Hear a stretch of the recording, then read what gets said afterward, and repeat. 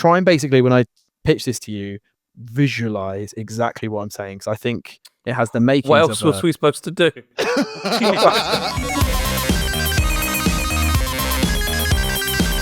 Hello and welcome to the Screenplay Podcast, the show all about video games and movies. If you're joining us for the first time each week, one of myself, Nick or Rubes, we're going to step into an imaginary elevator and pitch our hearts out, all right? Either turning a video game into a film or a film into a video game. And then the two remaining heads will have to decide whether they greenlight the project or if it's a game over. This week, taking the floor in that elevator is me. How are we feeling, boys? Are you excited? Can't wait, mate. I can't wait. Long time no speak. As you know, it's now October, which is a spooky month. So I thought I'd maybe do something spookily themed. Yeah. But we'll get to that in a second, because I actually wanted to. This is a film, telly, game sort of podcast. I wanted to mention a couple of things, if you wouldn't mind, that I've been watching and playing lately. Firstly, because I think we can rattle through it, Severance. Have you boys seen it? No. Yeah. It's really good. Well, the first season's really good. I vaguely remember. Okay, well, that's interesting. So I'm about 80% through season 2 now, and I thought season 2's been really good, better than season 1. I didn't get that. Maybe it just felt more of the same. It was fine. I didn't hate it, but the ending of it just really pissed me off. It left a sour taste in my mouth. Jesus, really? Yeah. Even like, it has a twist. I don't want to spoil it, but for someone like Nick, but it has like this little twist moment in the middle of season 2, and I was like, "Oh, that's a twist." That was coming from first step. The heli thing. The heli thing. Yeah, that's we've known that since like the end of season 1, haven't we? No, they kind of treat it like it's a twist, but yeah, it's all right. Okay. It's all right. I watched season 3. What the hell? Nick, if you haven't seen it, I would recommend. I got Apple TV recently. We just took a punt, me and the girlfriend. Right. And, I would say it's probably up there now with like running water in terms of best TV shows you could probably get. I'm not being paid by them to say this. If you were going to have to lose Disney Plus, Netflix, Amazon, and them, they'd be the last I'd get rid of. Wow. Well, the thing is with with Apple, their library is quite small. Like I got it for 3 months, and I kind of just blitzed through most of the stuff I wanted to see, and the stuff on there is creme de la creme, right? It's pure quality over quantity. Yeah. I think the stuff on it is really good, but there's just not that much stuff on it. Nick, did you see Ted Lasso way back when? I've seen a bit of it. Yeah, I wasn't like massively into it, but I have seen it. Fair enough. That's the reason I basically got it years ago, and then I got a free trial again recently. And it's like there's something called Bad Sisters, 2 seasons. That is great. There's the morning show. There's Slow Horses. There's this. There's something called Platonic with Seth Rogen. The Studio with Seth Rogen. Like, and everything is so good. Shrinking. There's just so much content on there. But obviously, if you binge watch like a motherfucker, you'll get through all of that in a couple of weeks probably. Anyway, sorry, I just wanted to mention that. Shout out. I'm really enjoying it. And probably Nick's been getting his head done in by the fact me and Rubel consistently have been talking for the past week about a game we've been playing. Oh, God. Jesus Christ. Come back to the phone to see like 200 messages thinking any of them are going to be relevant. And it's just pure Silk Song. For Christ's sake. Song, baby! Yeah. That actually makes sense. Just because you like baby games like Princess Peach and Yoshi's Book Game. Yeah. Listen, I love the Peach, leave the hardcore gaming to me and Gaz. But it is hardcore. How are you into this, Gaz? Because you checked out a Hollow Knight. You and me tried Hollow Knight after Rubel recommended it. We didn't like it. And you were like, now you're here. So it's Hollow Knight, basically it's back when the last generation launched. So it was the Xbox One S, whatever the fuck they're called these days. And it launched and had this like amazing graphics and stuff. And I was like, would I play something with amazing graphics or would I play Hollow Knight? And I loaded up Hollow Knight and I was like, oh, this reminds me too much of games on Newgrounds when I was a kid, like Flash games. And I was like, this is going to be too slow and confusing for me. I'm not in the mood. So I switched to something way better. Like I think a Star Wars game with great graphics. And then all the hype around this and the fact it was like £7 for me to pick it up. I thought I can't resist. And it actually has been a blast. I've really enjoyed it. I thought when I fired it up, my girlfriend was like, what are you doing? Why does Rubel recommend you a baby game? And I was like, it does look like a baby game. And then 10 minutes in, I died 5 times. And I was like, what the fuck is this game? I'm dying to like little bugs at the beginning. They can't even move. And I'm dying. They're stationary and I'm dying to them. So it's like Mario fucked Metroidvania and had a sadistic sort of Dark Souls like kid out of it.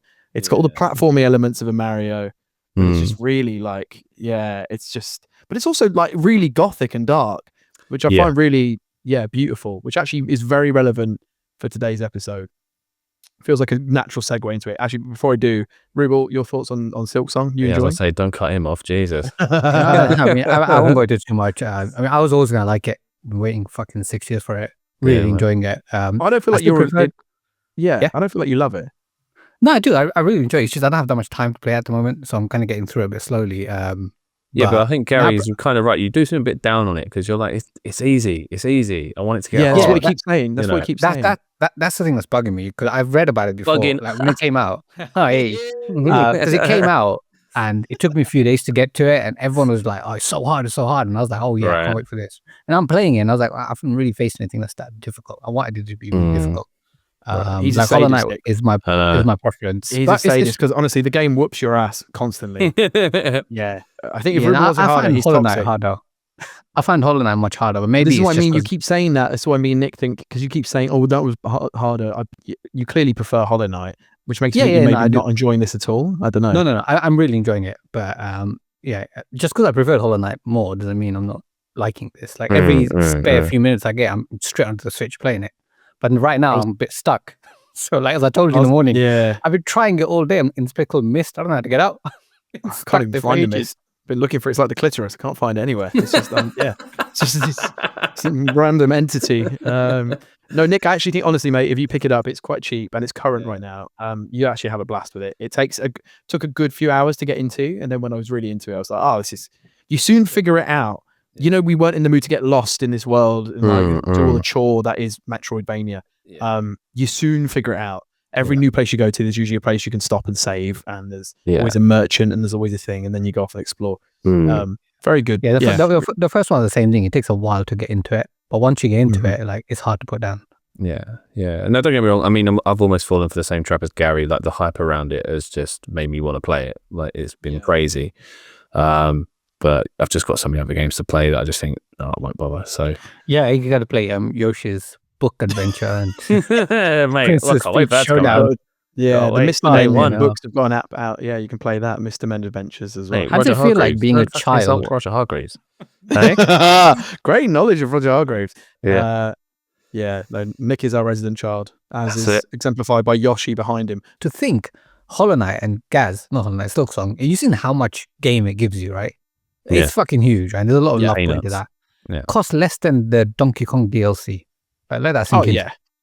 It costs less than a round of drinks. Yeah, that DLC did not look good to me either. What have they gone for with that DLC? They've kind of changed the. So they changed the gold into some emeralds or something, and you just have to go around doing little challenges, collecting as much of it as you can. Okay, that's it. But you won't be buying it, or will you be buying it? No, I won't. No. Okay.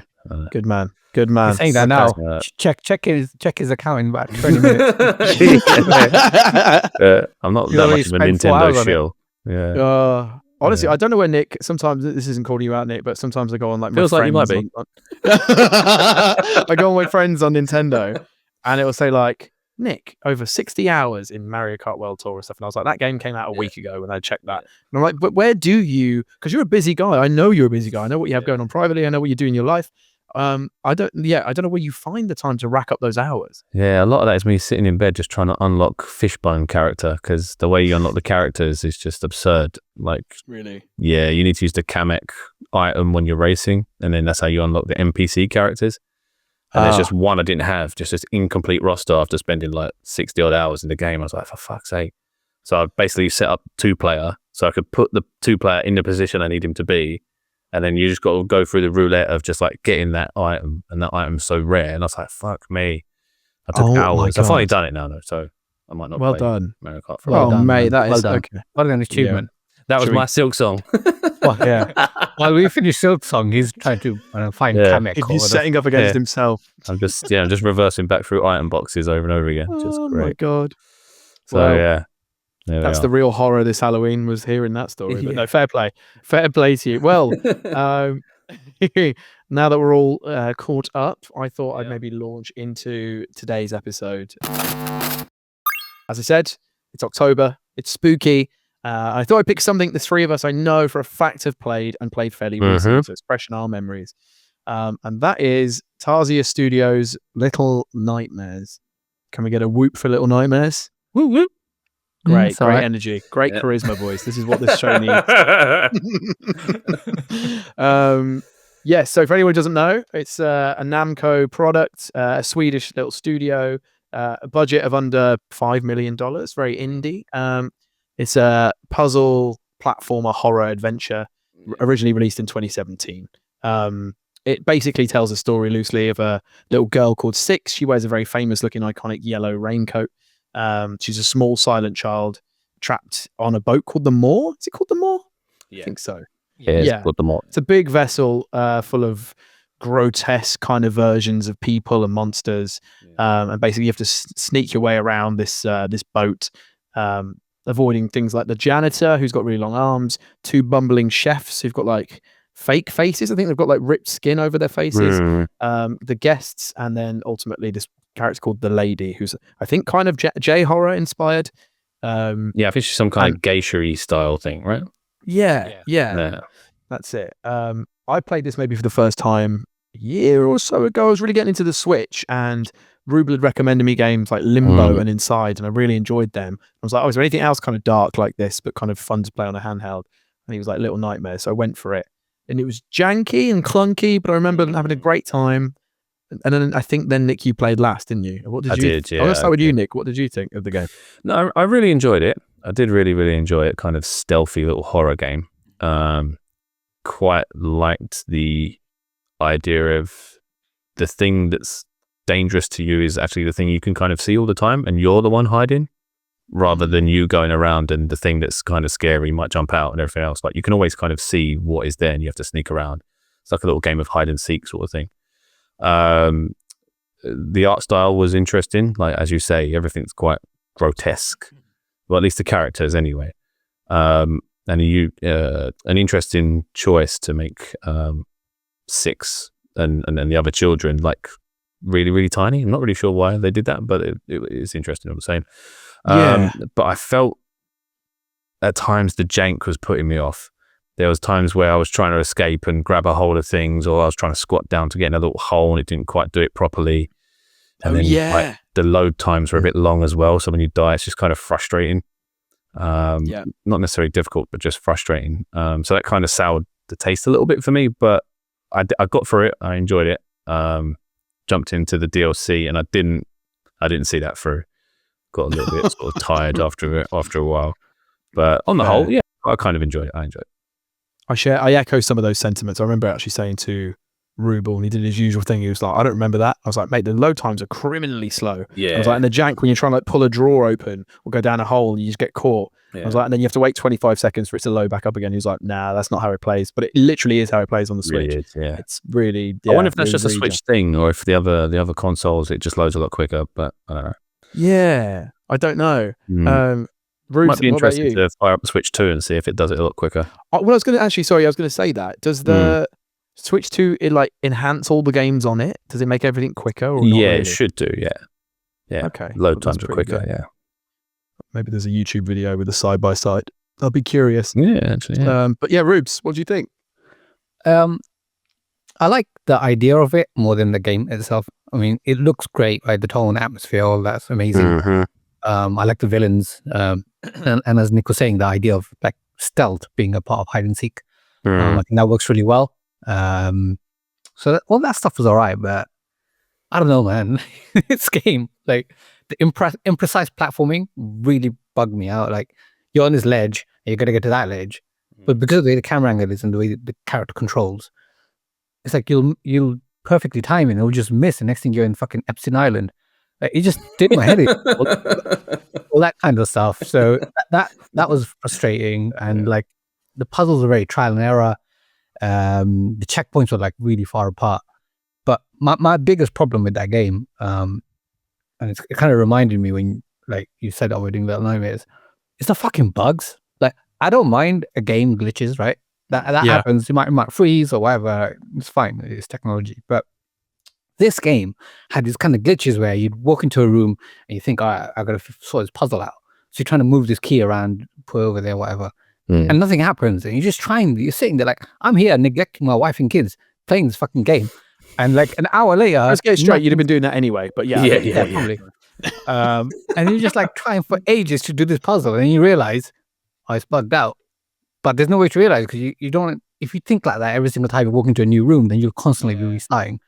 And it just ruined like the fun of the game. So yeah, I didn't really enjoy it that much. Yeah. Oh, gee, well, thanks for recommending it to me. Brilliant. Yeah. No, you asked for it, and like it's fine. It's not a shit game. I'm glad I played it, but it's just like full of fucking bugs. Like they needed to sort that out, you know. It was quite. We had a bit of a succession of dark games as well, because I think Rubes, you suggested Limbo around that time as well, and that's got a little kid, and that's got like people hanging, and it was just all this like child abuse stuff that you kept recommending to us. It's been a weird time when I think he was going through a dark time. Yeah, give him a break. None of it meant anything, mate. None of it meant anything. Yeah. That was interesting. Go on. I was just going to say, like, Nick, it's a shame you stopped on the DLC. Like, I'm going to spoil it here for you, but when you complete the DLC, you're playing as one of those kind of, I don't know what they're called, the gnome things. And you're kind of playing with that. And the very end of it is when the end of the DLC is the beginning of the game where 6 eats you. I think it's the end of the game. I can't remember what it was, but 6 eats the gnome, and that's the gnome that you play as the DLC. It's a pretty good ending. That's It's a nice way to circle back. Yeah. Right. So I don't know how well you remember the game, Nick. So yeah, you kind of throughout the tutorial stage, you got pangs of hunger. I think you get past the janitor, and then you're too hungry and you eat this little thing. I think there's a couple of moments where you eat people, right? It's not just a couple of times. Yeah. A couple of times. The game was called The Hunger, I think, originally. Yeah, I heard that, but they changed it because they didn't want to get conflicted with the Hunger Games or something. Okay, Well, they wanted Muslims to play it during Ramadan, so they changed it. Classic humor. Well There's played. some charisma for you. There's some charisma.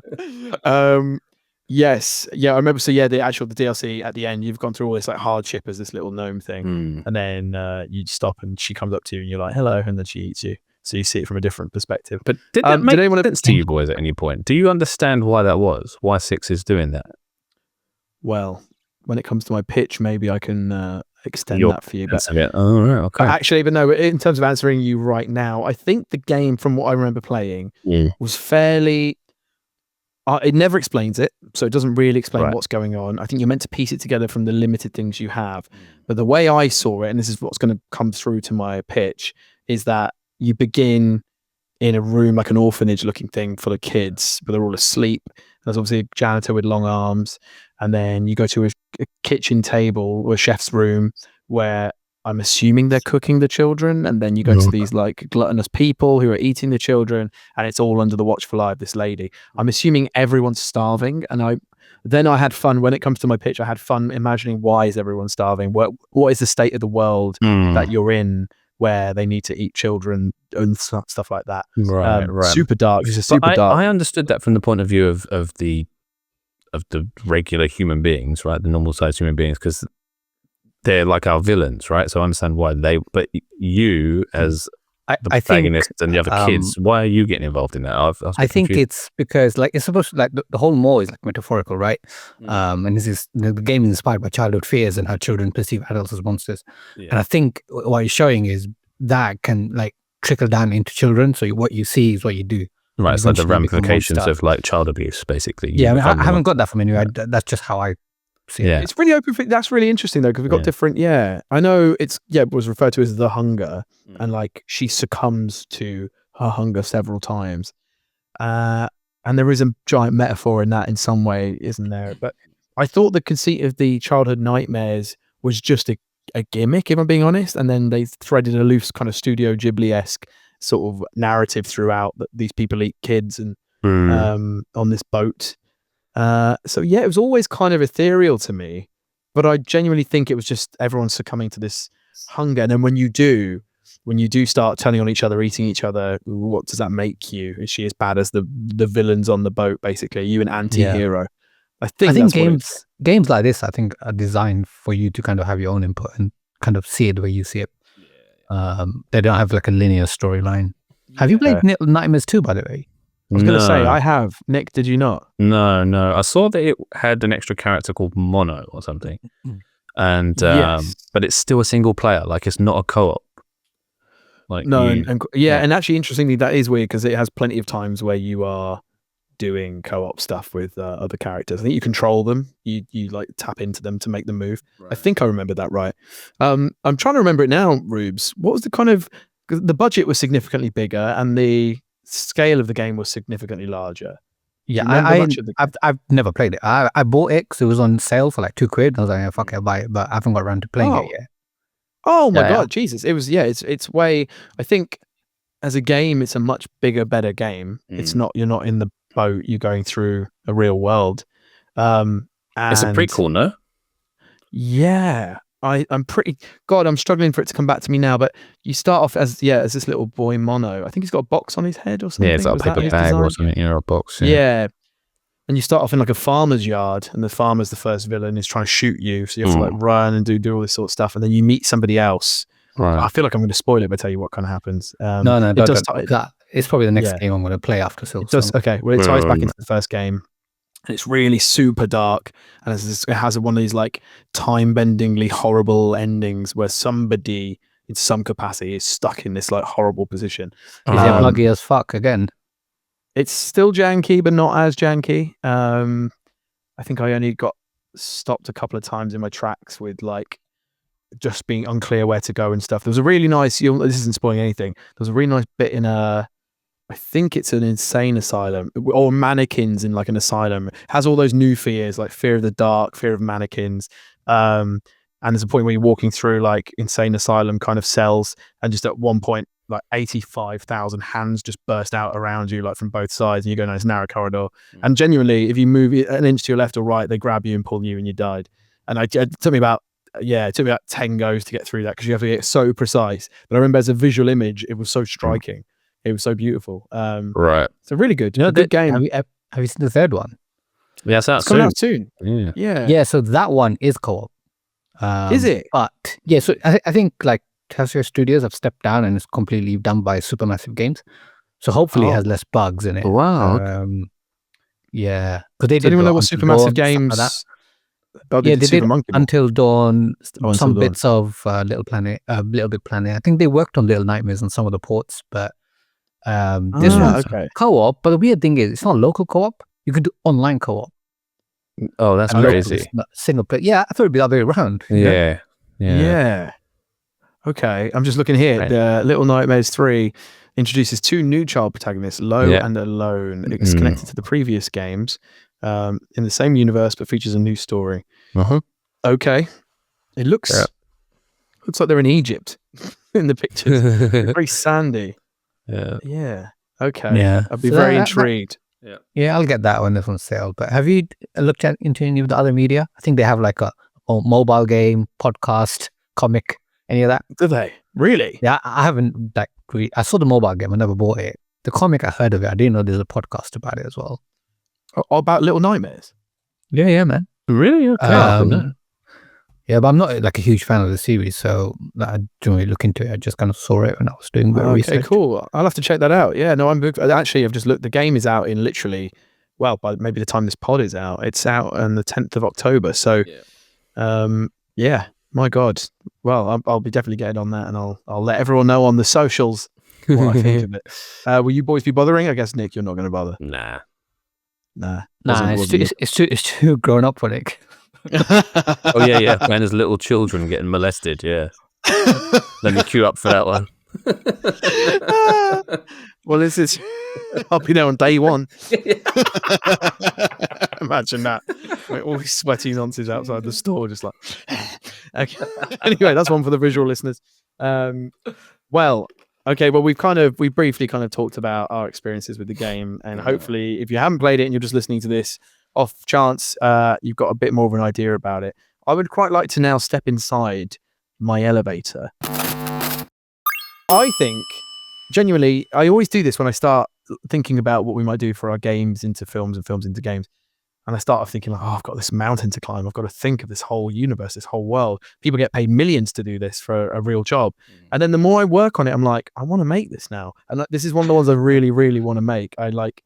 I'm not trying to like get the green light over now, but try and basically when I pitch this to you, visualize exactly what I'm saying, because I think it has the makings. What else was we supposed to do? Well, sometimes, yeah, I don't Jesus know. Christ. We can all drift off a little bit, can't we?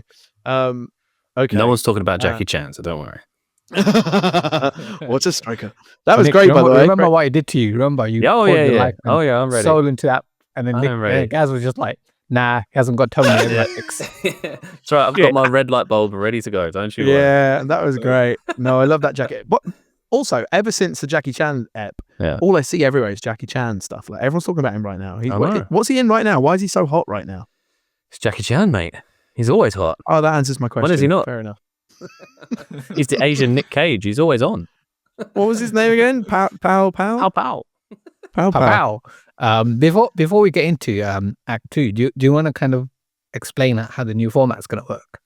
Yes. So this is based off just some thoughts we'd had as a group that maybe when we pitch, it should be a little bit shorter, a little bit more concise, just like a smaller segment as part of the show, and gives us more time to talk about actually how we find the property that we're talking about.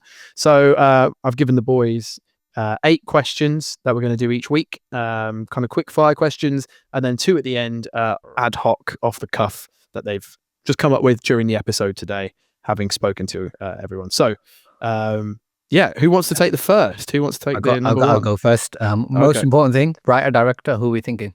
Who we thinking? So it's co-directing by Tim Burton and Guillermo del Toro. Oh, how original. How original. Think about it. Okay. And then screenplay co-written by, actually just written by Susanna Clarke. If no one's ever read her stuff, she's amazing. There's like fantastical magical realism. She had a book out that I read in the summer on holiday called Piranesi. Really disturbing and dark, about a guy who's like stuck in this weird labyrinthian world. Really good. And when I say Tim Burton and Guillermo del Toro, I'm talking about their kind of like post Nightmare Before Christmas, kind of Corpse Bride-ish. It's an animated film with some sort of some of his quirks in there. But you just kind of went to exactly who I thought you'd go to, because you now get cutaways for the edit. I already had the cutaway because I knew it. Pinocchio and everything set up. Yeah, I think genuinely, I mean this as nice as possible. I think Tim Burton has gone to shit. I think he's like not put out a good movie. Oh, that sounds really, really nice. I'm glad you prepped. Seriously, listen, like for like 13 years, I can't remember when Sweeney Todd was out, but that's probably his last good movie. God, yeah, that's a good while back, wasn't it? Yeah. Sweeney Todd, that was a while back. Yeah. What's he done since? Actually, I'm trying to even think. Oh, I could tell you. Didn't do Beetlejuice 2? To Beetlejuice 2, that was actually a pretty critical success. What is it? He did the Alice in Wonderland films. They were dreadful. Yeah. He's done another. You know what? I should pull it up so I'm not just paraphrasing. He's done Dumbo. He's done Miss Peregrine's Home for Peculiar Children. I don't know what that is. Shit. I've never even heard of that one. Dark Shadows. Beetlejuice. Wednesday, Netflix TV show. He's done stuff, Big Eyes. He's done stuff, but it's just he hasn't got the kind of the magic of stuff he used to make. Edward Scissorhands, the original Beetlejuice. It's just diminishing returns. Yeah, I mean, like, yeah. I'm looking at his last 5 or 6 things that's as a producer. What about as a director? Oh, the last Wednesday, Lady Gaga, The Dead Dance must be music video. Beetlejuice, Dumbo, and Miss Peregrine's Home for Peculiar Children. That's the last 5 things he's done. And then Alice in Wonderland's something or other. Dumbo, Frankenweenie. Yeah. Dumbo. That's a little bit out of left field, isn't it, for him? It's not probably needed a few dollars. Yeah, I think so. Yeah. Dark Shadows. That was another Johnny Depp one. So yeah, but there's a certain period in time where sort of Nightmare Before Christmas, Batman, I don't know, Planet of the Apes, Sleepy Hollow, and Sweeney Todd and Corpse Bride, I thought were all brilliant. So can I just remind you though, like, we don't have a time machine, right? So you're gonna get the Tim Burton now. You're not gonna get that Tim Burton. That's why I'm not asking him to do a live action, because I don't think he's good anymore. And he's not doing it on his own. And he's not doing it on his own. Right. So I don't know if you guys saw Pinocchio by Del Toro. Did you see his version on Netflix? Yeah, that was kind of stop motion-y. I actually prefer the look of Corpse Bride, so I'd probably go for more of that CGI looking gothic thing. But I can't deny Del Toro's sort of creature design and stuff would lend itself really well to this. I think, like, as we're going to talk about it in Act 3, actually, I'll save my point for Act 3. Yeah, I think you've made a bit of a misstep here. But Okay, interesting. Blimey, All right. look, he's got his claws out already. Jesus. I'm doing it for you, Nick. I'm doing it for you. Yeah. I'm like, I did it for The Rock. I'm like Rikishi. I did it for you, the Nick. Goodness me. Who wants the next? All right, Victor, ask the next one. so give us the log line. Yeah, super short. An amnesiac child in a raincoat wakes to find she's trapped on a grotesque vaudevillian cruise full of nightmarish adults battling hunger and fear to survive. Okay, it's a kids' film, by the way. I must say, it's like a PG-13, 12A type film. Okay, Maybe another PG. strike against your pitch. Yeah, I wouldn't have gone PG. Anywhere near PG. No. Yeah. So I've actually put a thing here. Actually, no. I'll do it for question number 3. I'll say why. Go on, Yeah. who So wants why should this be adapted into a film? Yeah, why adapt this into a film? Well, the game's already a visual and narrative delight, and it has lots of, like we've just said, open-ended questions you can answer in your own way. So I thought I'd have an attempt at doing that. I think it's not too terrifying as a game, and it's not like a Silent Hill in so much as it won't give kids trauma, but it's definitely scary enough to like give them a ride. I remember in my childhood finding scary things like addictive. I'd always sort of push my limits, test my nerve. And I think I think we've lost that for kids. You guys have kids. They're probably not old enough yet to go further. No, mate. My eldest is already like he like wants to watch clips of Venom and stuff like that, the Tom Hardy film. And it was, I could tell it was scaring him, but he was just like, "Oh, can I watch another one, Dad?" And I was like, "Okay, all right." And then Carnage came along, and that scene where he turns into Carnage in the prison freaked him out like crazy. He was like, "I don't like it, Daddy. I don't like it." And then I was it. Let's go off. So I could tell he was pushing himself and testing his own limit. That's it. I remember asking for the film The Mummy on VHS when I was a kid. It was my Christmas present. We put it on Christmas Day, and I was enjoying it until there was a point where I was getting more sweaty. I remember as a kid, I was getting nervous, but I didn't want to say anything because I felt too proud. And then it got to a point where the guy loses his glasses, and then someone steps on them, and you can tell it's the mummy's foot. And next time you see the guy, he's got his back to us, and she's like, "Hey, are you okay?" And he's missing his eyes. He's like, "My eyes." He's like, "He took my eyes." And then I remember they cut to the mummy, and he's got human eyes, and I remember crying my eyes out, like, I don't like it. But the idea of being claustrophobic in that tomb. Wow, I watched Evil Dead when I was like 5. It was fun. Yeah, I mean, that explains a lot. You're unhinged. You're absolutely unhinged. But I just think to that point, then I think there's the themes of like childhood vulnerability, people in positions of power, horror of the world. It's all universal fears, and I think I'd like to reach a bigger audience than just gamers and just adults. I think it could be a dark family film, like a bit like The Witches, a bit like do you ever see Roald Dahl's The Witches? Yeah, it's kind of spooky, not that scary, that kind of vibe. Which actors have we got playing our key roles here? Who's 6? Oh, who's 6? So 6 is, again, it's a voice performance by Mia Goth. I've gone for ethereal, vulnerable. James. She's a horror icon, but also sounds like a child. And I can see her doing a really, really good animated sort of anti-hero performance for 6. The good thing is animated and voice acting. You heard the story about it around the set. I can't remember what the movie was right now, and this could not be true because some people said it happened, other people said it didn't. But apparently there was a member of crew she was unhappy with, and he was sitting there, and she went and just kicked him in the face. Really? Yeah, just like kicked him in the face, and he tried to sue her. I don't know the full story. I can't remember. But I heard it a while back. I've forgotten. But yeah, she basically attacked him, and then after she kicked him, she said, "James, come on, James." She's such a weird performer. James, You book shit, James. She's such a weirdo, and I love her for it. But she's dating what's his name, Shade the Beef. So I can see. Do you see Shia LaBeouf? They've got a kid now, haven't they? Oh, do they? Yeah. They've been going out together.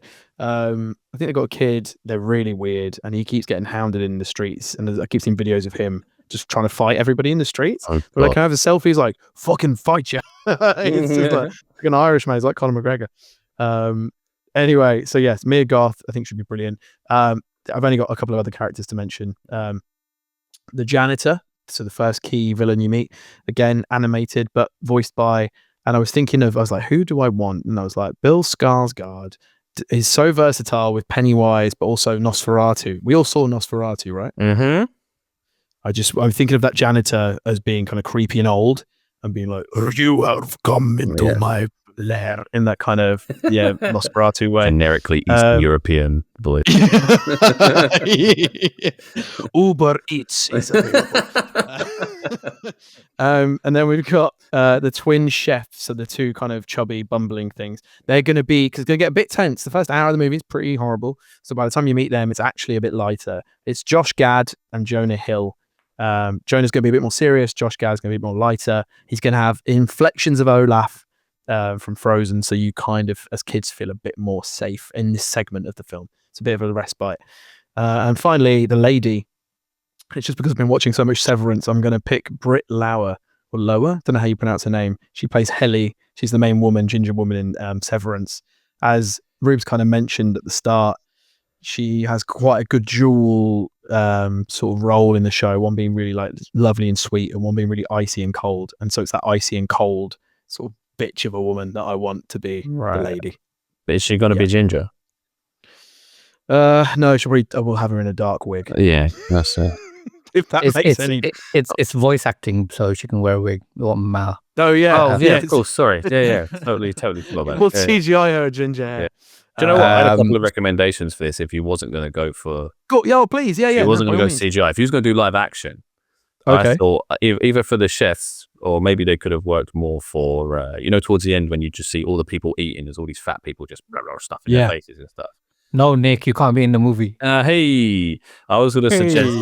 that's so mean! I was going to suggest John Sargent and Joe Brand.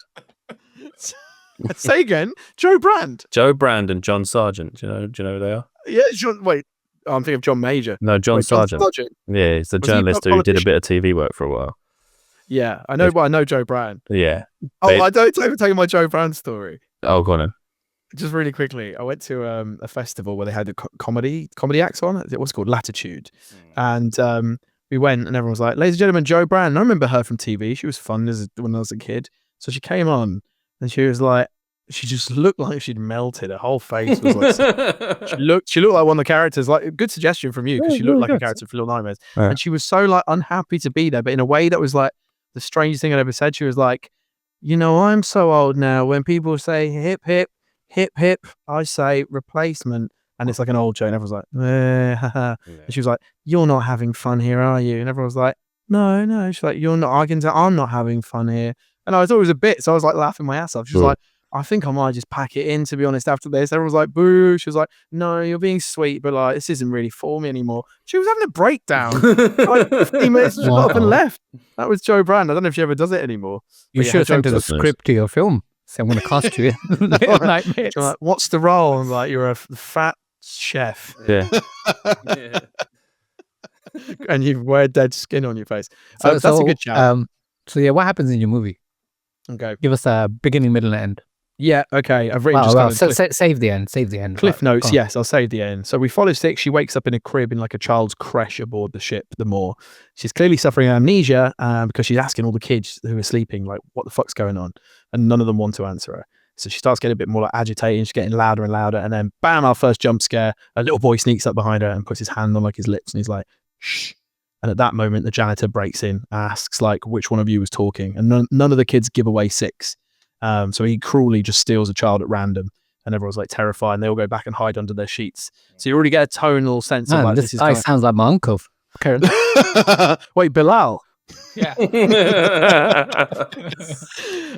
Anyway, she's our protagonist. She's got to be a good role model for our audience. So she's brave. She decides to head out and find out where that stolen child has gone and rescue him. And in doing so, has to navigate her way through the clutches of the long-armed, creepy janitor, who can hear amazingly well. So every time she makes a bit of noise, she's like, "Yes, just to hide." She discovers a mouse. That's basically going to be the gnome, which she keeps in her pocket, who helps show her the way. I was very inspired by Ghibli, but I didn't want to go full Miyazaki, so I was trying to keep it more Western. But she talks to the mouse because there isn't really anyone else to talk to on the ship, so she's kind of got her friend there. Eventually, she finds the boy who's been sent off to a kitchen, and feeling incredibly painfully hungry herself, she follows. What she sees is the boy being prepped for cooking by two fat, bumbling chefs. She sets on a mission to save him with the mouse, but as the film progresses, she eventually doesn't save the boy. The boy gets eaten. Gross. She tries to eat some food in the kitchen to satiate her hunger, but it's all child meat. She then decides she wants to get out of Dodge, so she has to navigate a series of rooms filled with all the guests who want to eat her. She eventually survives all that and has a final confrontation with the owner of the cruise ship, the lady. And that's where I'll save it for the end. Okay. Nice. Thanks. Well, our next little question here was give us 2 comparables to sort of help people understand the film. I think you've a little bit done that already, haven't you? I think I've done it, yeah. Yeah. I think it's sort of, it's, I don't know. I put Coraline meets Spirited Away, but it's a bit of everything. It's a bit of Nightmare Before Christmas, Pan's Labyrinth, Pinocchio, it's all these things. Pinocchio, Ghibli, Ghibli, definitely a bit of Spirited Away in there. Yeah, fair. With the way it was Pixar design. Thanks. Biggest risk, in your opinion? Yeah, I think it could risk with it's pretty light on dialogue and pretty high on scares. It could alienate a mainstream audience. I think it kind of could risk being a bit too horrific for kids, for a family audience, and maybe a bit too art house at the same time, because it's taking its inspirations not from Disney and things like that, but from kind of the gothic horror or slightly Ghibli-esque inspiration. So I think the biggest risk is it could not find its audience, basically. Yeah, especially when you put a PG on it. I just think, think like your son, if he was like, Dad, we gotta go, like, I'm ready, I'm hard, I can go and see this film, and then you take him and then he's like shitting himself and can't sleep for weeks. I think it's kind of, that's where it might end up falling, and I don't know, it's going to get bad word of mouth, basically. I love that you think that my not even yet 4-year-old son is like, Dad, I'm hard, let's go do this. I'm like, okay, chill out, son, chill out. Yeah. He grows up to become Combo from This Is England. Yeah, I was thinking the guy from Mean Streets or whatever. Yeah, Green Street. I hate journos. I fucking hate journos. He grows up to be, who's that guy? You want some? I'll give it ya. Who's that meme guy? What's his name? Oh, you got no fans? Wheelstone Raider. Yeah. God help me. Imagine that. Question number 8. Who's taking So I believe our next question is, so how does it end? How does it end? So I've left you on a bit of a cliff edge. Because, she's finally confronted with the owner of the boat. She's starving. The lady reveals that the year, I made all this up now, is 2070, and a nuclear war has long since left the world uninhabitable. So most people have only survived through navigating areas of the ocean on ships and establishing new settlements out at sea. Most people can only eat the seafood because that's the only thing that's remained uncontaminated. This lady has made it her life's mission, because it's quite a gothic future, to round up as many stray children as she can, cook them, and then charge a premium to certain guests as a sort of premium leisure cruise type business. 6 defeats the lady, but in doing so, something seems to have left a mark on 6. We don't quite know what it is. She seems to have inherited the lady's hunger. So she finds a private area on a level below the guests where she's alone, and she's lost and afraid. And a mouse friend comes to console her, but in no time at all, if you remember, she chomps down on the motherfucker. She kind of comes to her senses, horrified at what she's just done to her best friend, and then we cut to black, wondering if she'll ever escape or become the next nightmare on that boat. And does the boat? Where does the boat end up? In Albania. The prequel to Taken. Yeah. I was thinking more actually. Yeah, somewhere towards Gaza, and it's got, what's her name on it? Fucking Greta Thunberg. Yeah. That boat wouldn't last 4 minutes, mate. I'm going to chuck my wild card in there now. Go on. Okay, so I'm going to fuck you up a little bit here. Okay. As I was doing my research, I've learned that there's a TV series in the works right now. It's being produced by the Russo brothers, the Marvel fame. Yeah. And I think Henry Selick, Nightmare Before Christmas director, he's directing the pilot. So how are you going to release this film when that show's coming out at the same time? What, a Little Nightmare show? Yeah, I think it's on Netflix or something. Wait. Are you getting PTSD of Squid Games? Wait. No. Yeah. Henry Selick and the Russos. I mean, here you go. I'm on the wiki for Little Nightmares. Just write Little Nightmares, Henry Selick will come up. Anthony and Joe Russo, filmmaker Joe behind Captain America, blah, blah, blah, were initially intended to team up with Nightmare Before Christmas Henry Selick to bring the horror to life. More recently, during an interview when asked about the TV series and if fans can expect anything, Selick stated he did a lot of work with a writer in the series and that it was a good project, but is unsure what's going to happen with its production. Okay, so I'm all right for a bit. If we make this film quick, you're all right for a bit. Although it is worrying if they can't get it off the ground. How the fuck are you going to do it? Yeah, I know. It is crazy. But I mean, if someone just wants to do a beautiful piece of animation, you know, it's there for the taking. I think old animation styles have gone out of fashion in the new AI universe, and so I'm kind of want to hark back to a time where I remember a time where I was scared of The Nightmare Before Christmas, and I want to get back to that. So that at Christmas time, of course, you can go and watch Wicked 2. You can go and watch the Harry Potter season on Amazon. But you also can watch something kind of spooky and weird. I think kids need some of that still, you know, goosebumps and all that stuff. So Little Nightmares, it's not too scary. It's still very dark, not a happy ending. I think kids could do with that sometimes. The world's too happy. You got a wild card, Nick? No, I'm happy to go to the boardroom. Well, have you visualized what I was saying? Yeah, no, for sure. That's good. Thanks for visualizing. I don't really care. My issue is that you want to make this almost silent horror for children. I just don't see kids clamoring for this. It baffled me that you went so young. Yeah. I mean, surely, Rubes, you agree with that? Surely this should have been a bit more like a 15 to 18. Yeah. You know what I mean? I'll tell you where I'm at, right? Like, I know Gary thinks I'm just sitting here waiting. Tell me where you're at. You want me to give you? You think I'm going to give you a red light, right? I've done the research to try to give you a green light, right? So I looked at like the budget versus how much money they grossed, right, for animation movies in a similar vein, not including re-releases. So Nightmare Before Christmas, 18 million budget, made 50 million, right? It's pretty good. Coraline, 60 million to 124. Frankenweenie went from 39 to 85. Corpse Bride, 40 to 118, and Paranormal, 60 to 108. Amazing. Let's make some money. Let's make some that looks really money, good. Boys. But, right, I think your pitch had issues. The first thing, as Nick said, I have children, Nick has children, right? Try and make him watch a fucking silent movie. It's not happening. Yeah, no, she talks to the mouse. You're better off making them musical. To the kids. There's things that happen. She talks to characters. Yeah, but then you have a problem. It was mostly silent. And and then you have an issue also, like, once you start making Six talk, you'll have an issue with the gamers who are hardcore fans because Six doesn't talk in the game. So he's talking in this, so you're pissing them off, but he's not talking enough. Yeah, but fuck the fans is enjoy it. The fan base you need to turn up at the box office. You're like, fuck them. No, I want kids. I want all the kids to turn up. Vote with their wallet. I think it's too dark for kids. Like, I don't know how many kids would have played Little Nightmares to actually want to watch the movie, and then the actual fans are not going to turn up because of the thing we just said. So both those two things, I think, are a slight issue. My other issue with it is Guillermo del Toro and Tim Burton are both auteurs. I don't think they would work together well. They seem to be writer directors. I think they're just going to get in each other's way, and it's going to be one of those films that you hear about 10 years later, like, oh, this nearly happened, and it fucked up. That's the first fair bit of criticism I think that's been levied at me today. I agree with that. They're two auteurs. However, he does co-direct with a lot of people. I looked through Tim Burton's filmography. He's always got somebody else to do. Guillermo work with Kojima in some video game form as well. Yeah, but that was kind of like because Kojima was in gaming and he wanted to get cinematic influence. Yeah, so he got him in. But no, but the point is, and I think as Gary just alluded to there, like these people can work with other people. They can, but look at PT. It never happened. True. Then he did do his closet of whatever the fuck. It sounded a bit fritzly. What was it? Guillermo but he wasn't co-directing that. He was presenting those, and he had like more up and coming directors. He's a collaborator, isn't he?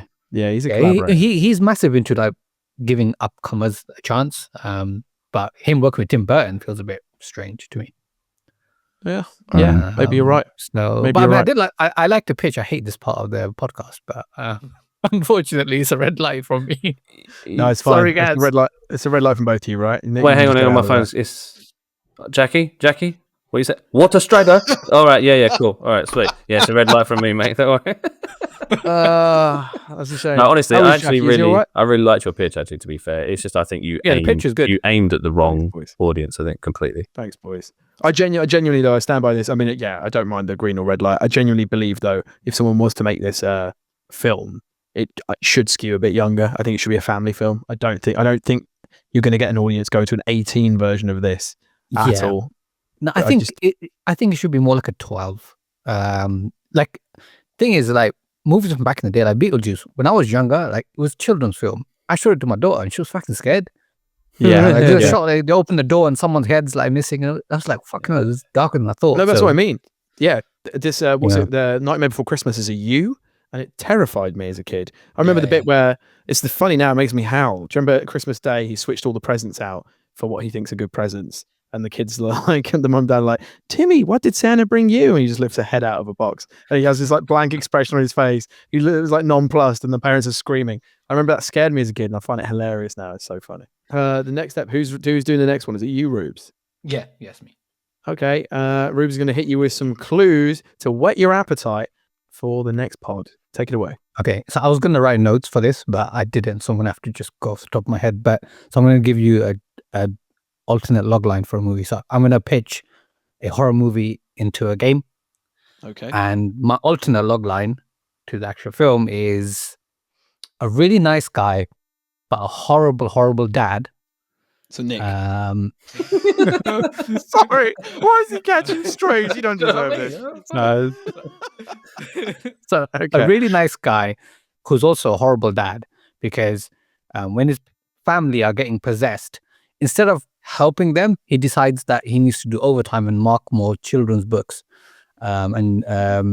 Eventually he finds out that the possession is because of him. So he's like, I'm going to sort this out. So he goes to sort it out and makes things worse by getting possessed himself and becomes a danger to his family. That's the film. Okay. Oh, okay. A little bit more than a couple of clues. I thought we were just going to do a couple of clues. Yeah, it could be clues. It could be clues, but I just didn't think about it beforehand. So, All right. Fair enough. Well, good stuff. Have you figured it out yet? Let us know in the comment section below if you have. Thanks for listening and joining us for another episode of the Screenplay Podcast. If you'd like to get involved, email us at thescreenplaypodcast@gmail.com. Or if email is too old school for you, follow us on our socials. Links are in descriptions. As always, you can find us on Amazon, Spotify, and Apple Podcasts, or come and see our ugly mugs in real life with video on YouTube. And with that, lads, it's a fond farewell. Adios.